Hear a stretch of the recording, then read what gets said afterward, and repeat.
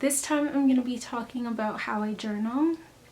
I wrote down 10 ways that I journal and different strategies that work out for me. If you have any strategies that I haven't mentioned and you think would be really helpful to know, definitely write them in the comment section below.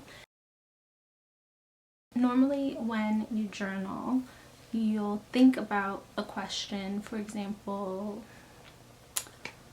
I don't know, like, why do I feel so blank, or why did blank make me so angry? And then you'll write in your book the answer. But I like to actually write down the question. So if it's questions about worth, self-worth, if it's questions about global community, if it's questions about whatever is on your mind, I like to physically write that question out in my book. If you do go back to your journal entries, you can kind of reference the things that you were questioning and how you responded in the moment, and reflect and see if that's the same or if things have changed. And then also, I feel like personally, if I write it out, that it's a form of release. So if I write the question, then it's escaping inside of my body and kind of landing on the page. A lot of the times I will ask questions about meaning and ask for definitions of words. So in my book, I would literally write down, what does value mean to me? Or what does my value mean? Or what do, like, ask yourself those questions and write them down. You can also look up what those words mean and cross-reference your definition to what is universally known, and critique it. Like, don't just take what they're saying as face value if you disagree, but that also really explores certain things.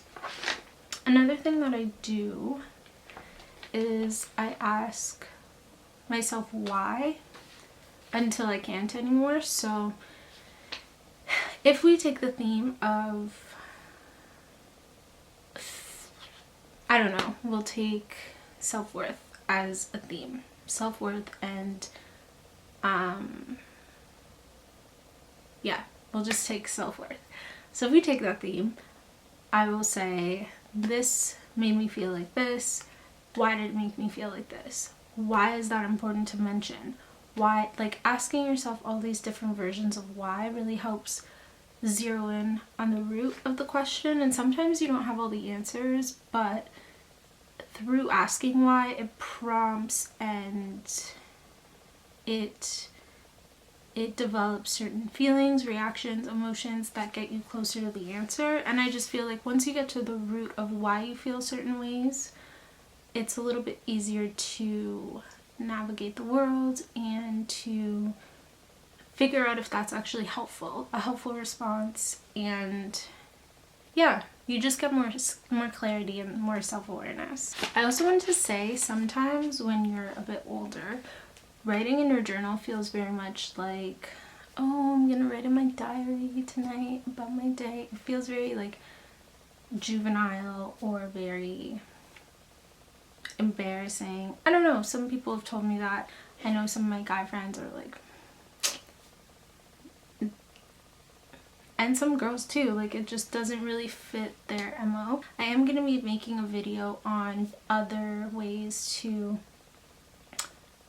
figure out what works for your healing process and what helps with your release of emotions. But if you want to try writing, I think it would be really helpful. Because I write when I feel like writing, which I don't know, I'm still kind of processing if that's a good strategy or if I should just set a time every day and like write at that time. I don't know, I'm still working through that. I know that people in the field say it's better to write first thing in the morning, and it's good to just write free flow and all those things. So like, I'm still kind of working on that. But because I enjoy writing and because I write when I feel like I need to say something, it's very easy for me to write 4 to 5 or 6, sometimes more pages of just like emotions, feelings, questions, thought process, da da da da. It's easy.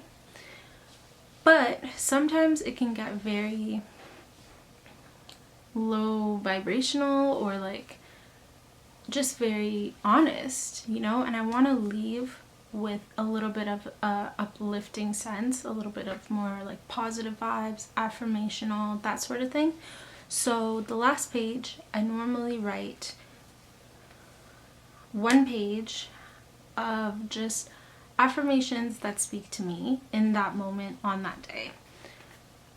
Affirmations are one of those things where if you don't do them very often, they can seem very inauthentic and just very detached from who you are and how you're feeling. But there is power in words, there's power in what you say to yourself first and foremost, and to other people as well.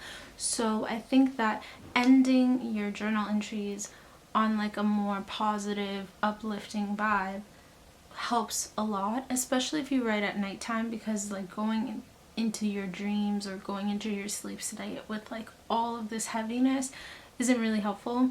With affirmations, there's one strategy that I like to use if you don't feel like you're in a space where you can say anything really great about yourself and believe it. Write an affirmation, so present tense, I am, but write it as if you're talking about somebody that you really admire, and that can be someone in your family, that can be someone you don't know who just really inspires you, that can be so many people. Just the qualities, the specific qualities that you see in them that you really love. So write it as if you're talking about yourself, but really you're talking about somebody else, until you have that confidence and until you have that wherewithal to do it yourself. And some days it's very easy to uplift yourself, and then other days it's a little bit harder. So that's one tip that I like to use in order to still have affirmations but have it feel very real and honest and authentic to me, because that's genuinely how I feel. I feel like this person is unapologetic, I feel like this person is vocal, I feel like this person is caring, whatever those adjectives are or things that you see in them. So with that being said, that was my video on how I journal. It's a little extensive. I might break this up into 2 parts, I'm not too sure yet, but thank you so much for watching. Again, if you have any strategies that work for you, definitely write them in the comment section below, and I will be back with a new video soon.